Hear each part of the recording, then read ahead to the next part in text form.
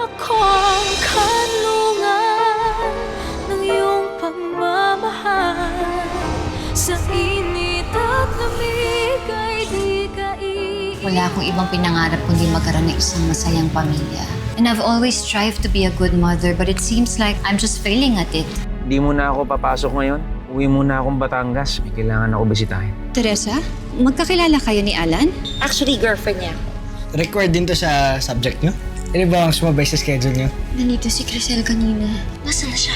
Nakasunod kay Diego. Magkakasama na naman sila, oh. Kailangan mo malaman kung sila pupunta, okay? Hahabol tayo. Yung ginagawa mo dito, pang college lang tong activity na to ah. Hindi tayo magkapatid. I'm adopted. So that means we can go back to the way we used to be. Sensya, pero hanggang kaibigan lang talaga yung tingin ko sa'yo. Understand you get paha! You lie, you flirt! Tulungan niya ako! Bakit mo hinatak sa ilalim ng tubig si Cheska? Dahil sa'yo nalunod si Cheska. Ikaw na nga iniligtas ko, Crisel. Wala talaga utang na loob. Nalunod ang isang estudyante under your watch. Hindi ko rin po talaga nakita yung nangyari. Pero sabi ng ibang estudyante, nakita daw nilang nag-aaway si Cheska and another students sa tubig. Sinong nakaaway ng anak ko? Saan na kaya si Jessica? Ano kaya balita sa kanya?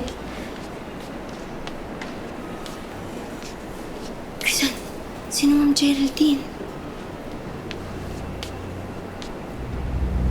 Ma'am Geraldine. What have you done to our daughter?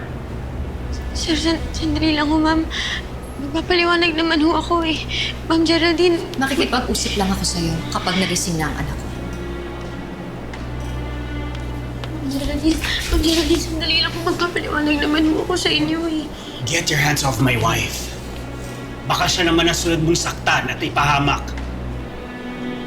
Get out of our way. Dahil pupuntahan namin yung anak namin na comatose dahil sa'yo. Let's go.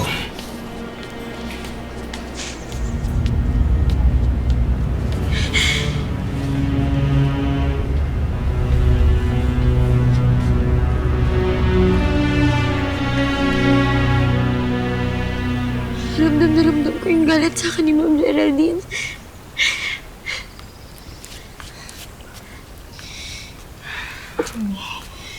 Anak, San. Alam mo naman wala kang kasalanan eh. Huwag ka na makinig sa mga sinasabi nila. Huwag ka pa-apekto sa sinabi sa'yo ni Mr. De Villa, ha? May kasalanan din naman ako. Ano? Paano? Nuri, si Crisel. Si Crisel yung umata kay Jessica sa ilalim ng tubig.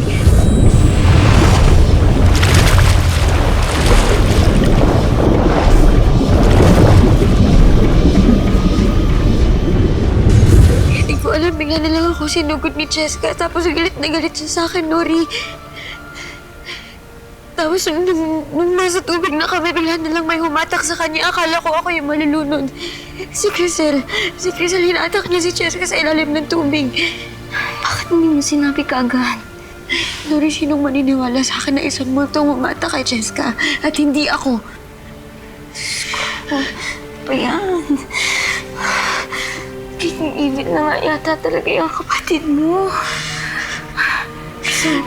Nasaan siya ngayon? Ako kami, nasa tabi ko Takot na ako. Ayan.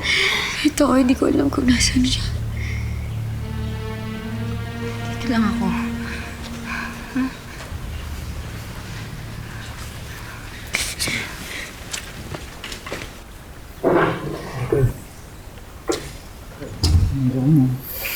Ayaw ko kumain, Crisel. Paano ako makakakain kung hindi ko alam kung kailan gigising si Cheska o kung gigising ba siya? Ano na ba kasing balita? Comatose na si Cheska. Kanina pa raw nasa ICU, sabi ni Sir.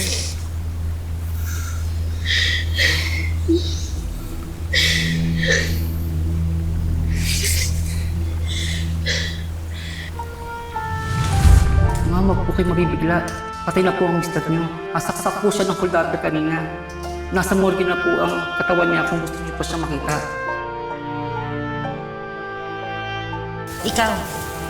Ikaw at ang kapatid mo. Kayo ang dahilan kung bakit napatay ang kasama ko. Kung bakit nagkabalas para sa buhay ko, ang pamilya ko.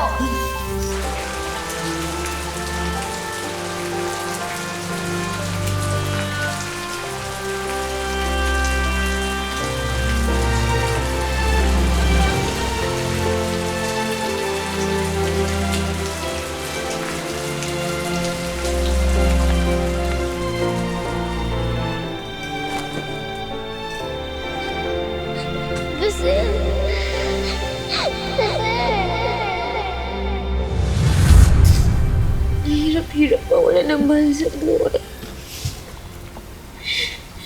Bata pa lang ako nawala na sa akin ni tatay at saka si Crisel. Ayoko maranasan yun ng ibang tao ng kahit na sino, lalong-lalo na si Ma'am Geraldine.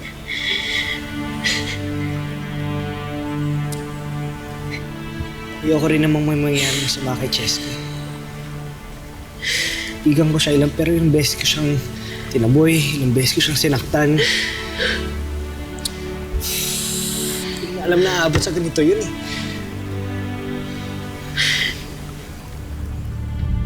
Patay na kaya siya? Mapatay ko ba talaga si Cheska?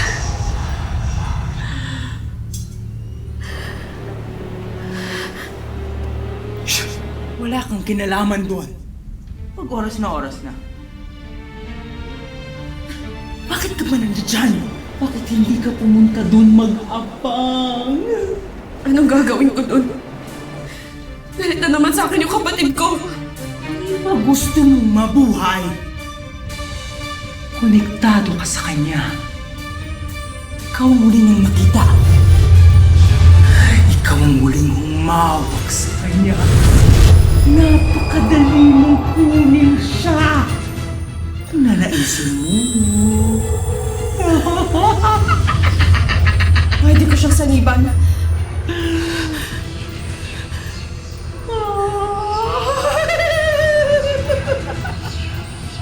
Pero di ba sabi mo, walang makakasanib kapag buhay pa ang tao? Wow! Kapag buhay ang tao, kung mamatay na siya, bakante na yung katawan, madali nang gamitin.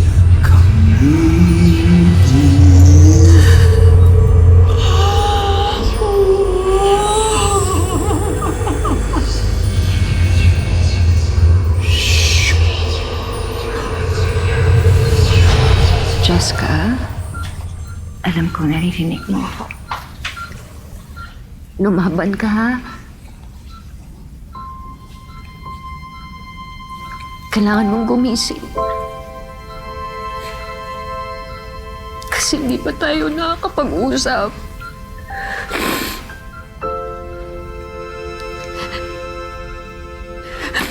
Hindi pa tayo nakakapag-ayos, anak. Kaya kailangan gumising ka. Tingnan mo, magkasama kami ng daddy mo. Nandito kami ngayon, magkasama kami. Anak, I'm sorry.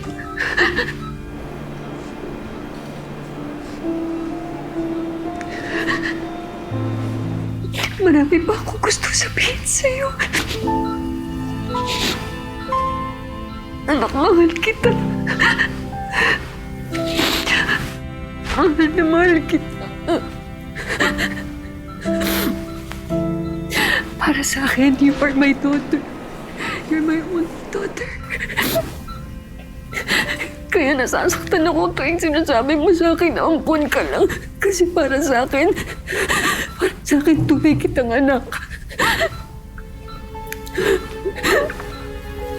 The moment I held you in my arms, I know that you're mine. Kaya please wake up. Ha? Wake up. Kailangan mong gumising. Kailangan mong gumising. Please.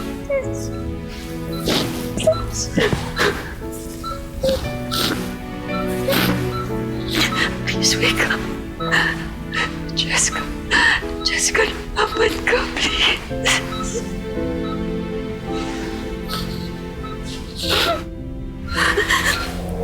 Please don't leave me.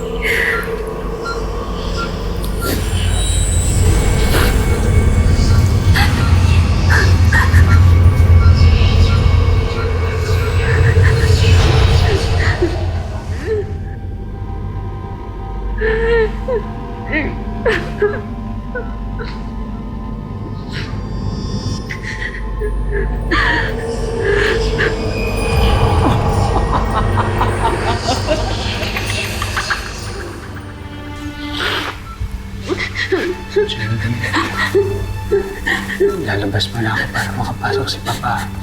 Ha?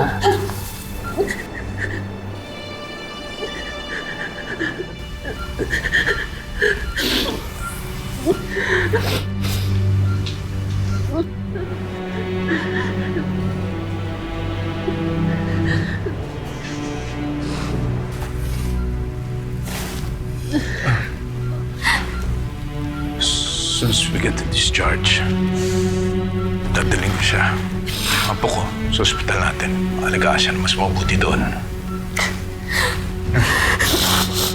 Call the lab. ABG and anesthesiologist. Papa? Papa? Papa, what's happening? Papa! Sir! Papa, ano nangyayari? Jessica! Jessica! Papa! Jessica! Nurse! This is my daughter! Paano nangyayari? Jessica! Please save my daughter. Please gawin niyo ang lahat. Jessica!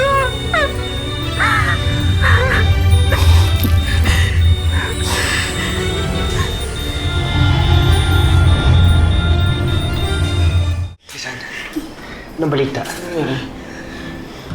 Si Jessica.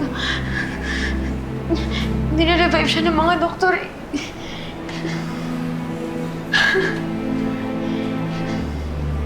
Mabuti pa magdasal-dasal tayo.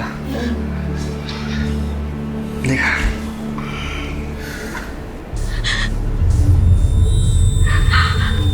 Mami, nandito ako. Mami!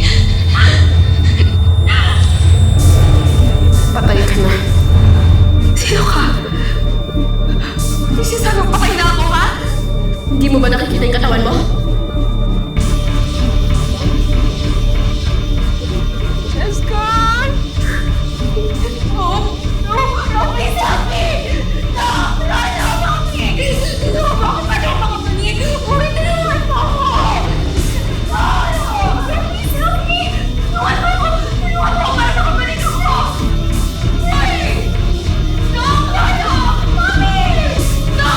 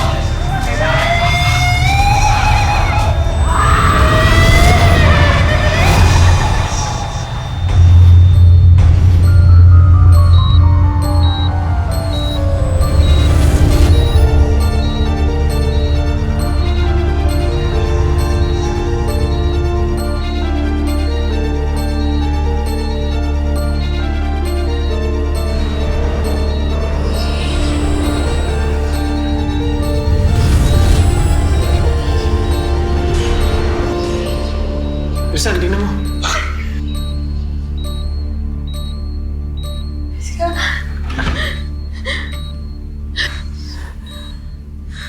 Sherilyn. She's alive. Gising na siya.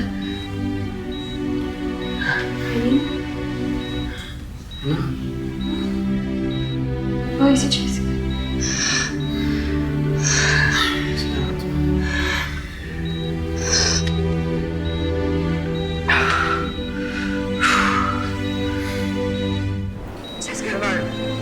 Jessica! Jessica, anak! Jessica!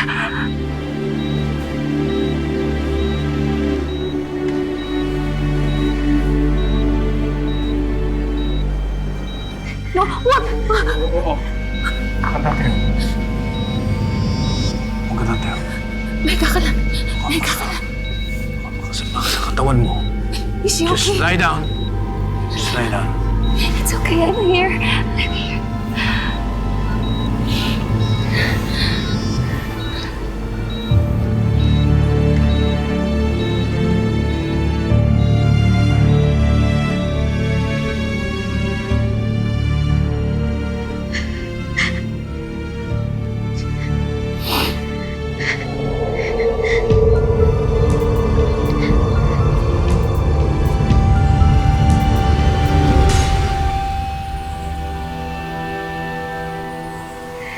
gising na si Jessica.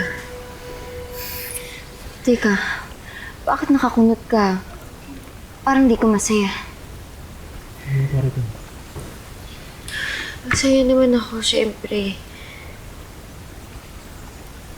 Meron lang kasi siyang ginawang hindi ko inasahan. Nung nagtagpo yung mga mata namin, ngumiti siya. Alam mo yung parang ang saya-saya niya nung nakita niya ako. Parang gusto niya akong palapitin. Kakaiba nga yun.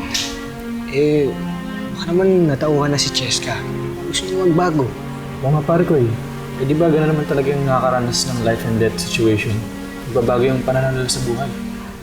Kung gano'n, edi good news yun. Magiging mabait na siya sa'yo. Mawawala na ang kontrabida sa buhay mo. Diba?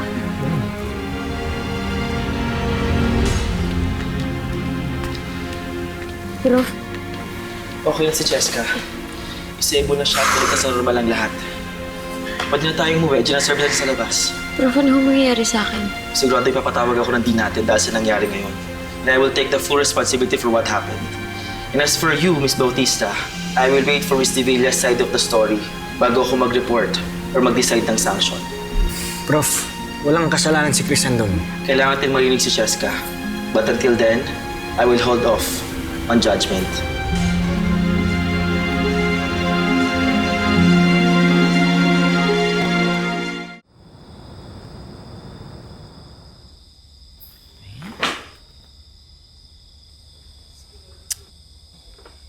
Oh, Crisan, ano ba? Wala ka bang pantalon dyan? Pahiram naman, oh. Ano ba yung kakasya sa akin? Kasi wala akong gagamitin bukas, eh. Papasok ako. Nayan na ho lahat ng mga damit ko eh. Ano ba naman to? Wala ka namang kwenta, eh. Oh, ito na lang, oh.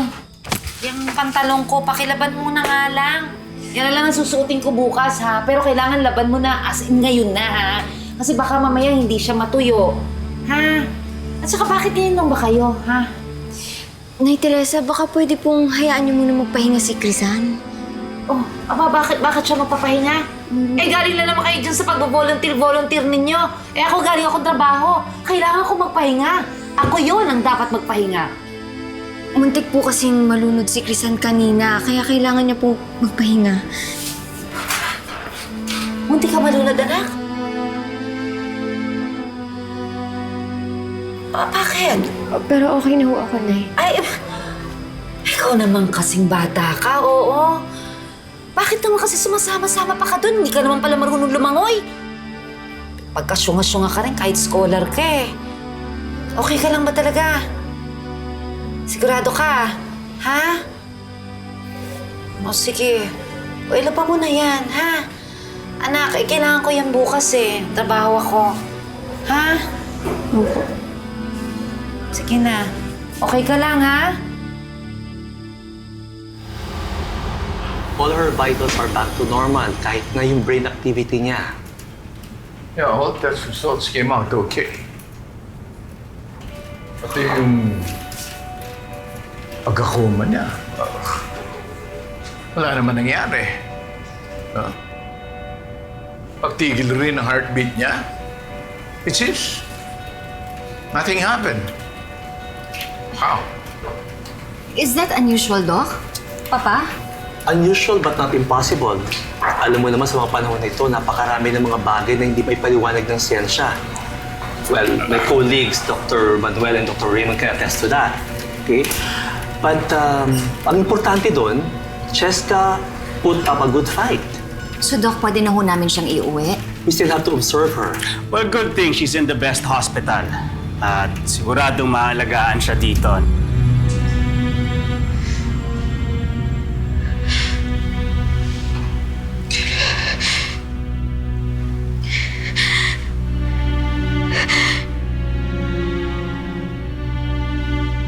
Why inulit ako?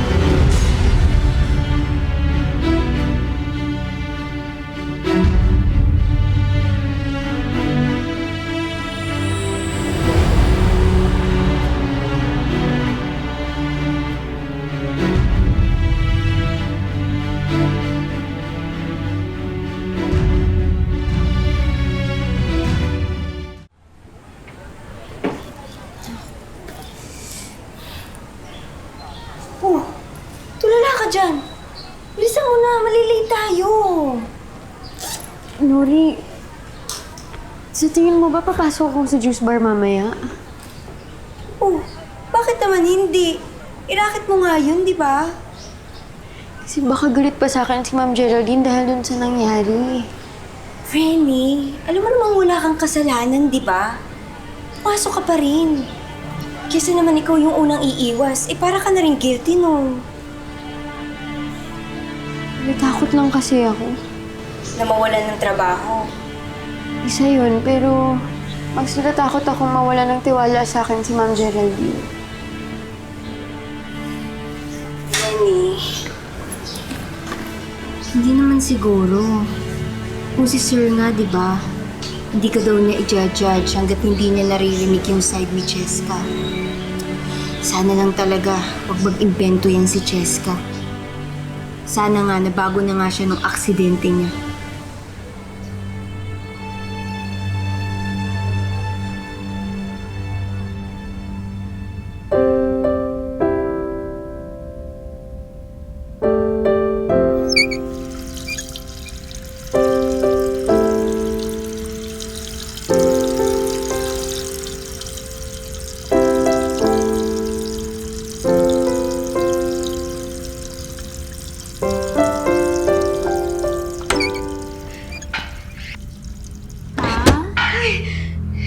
Ma'am? Ma'am? Tulungan na po kita. Ano po nangyari? Ay, hindi ate, okay lang.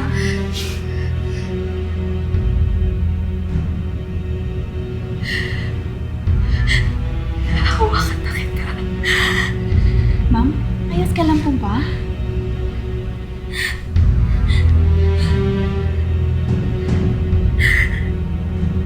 Ma'am, tulungan na kita. Balikan na po sa higaan. Sige po. Sige po, dahan-dahan po. Sige po. Lakad. Geraldine!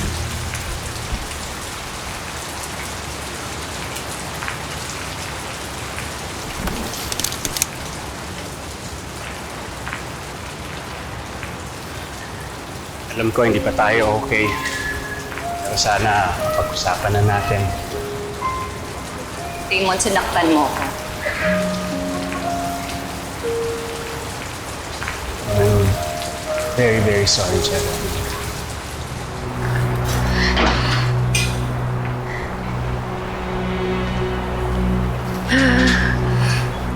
Umuulan po ba? Opo. Ate. Po? Mukhang may naiwan ho ata ako sa CR. Sige po. Ano po ba yun? Sige po. Titingnan po.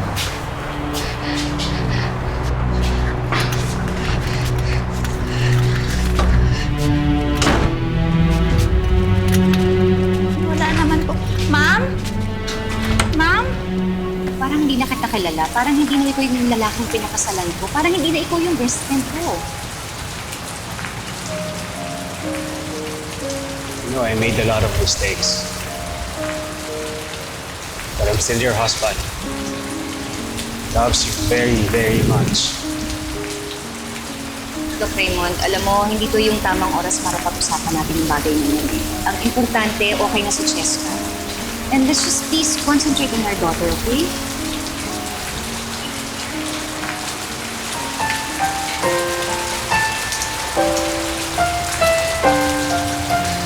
Gusto ko yung maglaro sa labas. Alam mo naman na hindi ka pwedeng maglaro sa labas eh. Masaya naman dito. Kaya sabi mo lang naman kasi yan dahil nakakalabas ka. Ako nakakulong na ako dito sa kwarto. Hindi mo alam pakaramdam na nakakulong.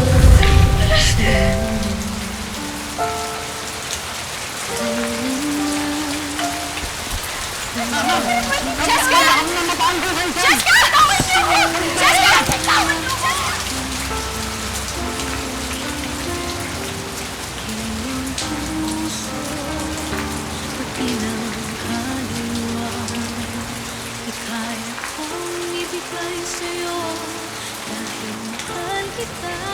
Ano ka ba? Bakit ka ba nandito?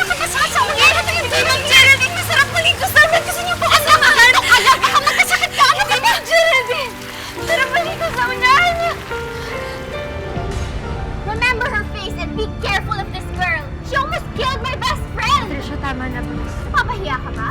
You deserve it! Hoy, tumigil ka na sabi! Napag-isipan mo na ba ang alok sa'yo? Huwag mo kaming intindi. Ang isipin mo, yung future mo. Mapapaganda ang buhay mo sa lolo. Hindi ka na magtatrabaho sa kalsada. Iniisip lang namin ni Geraldine baka we can do a retake of Cheska's tests. Meron ba tayong mga symptoms na dapat nating ipag-alala? May mga unusual lang sa kanya ngayon eh. Walang dapat makaalam na hindi sa'yo yung katawan na yan.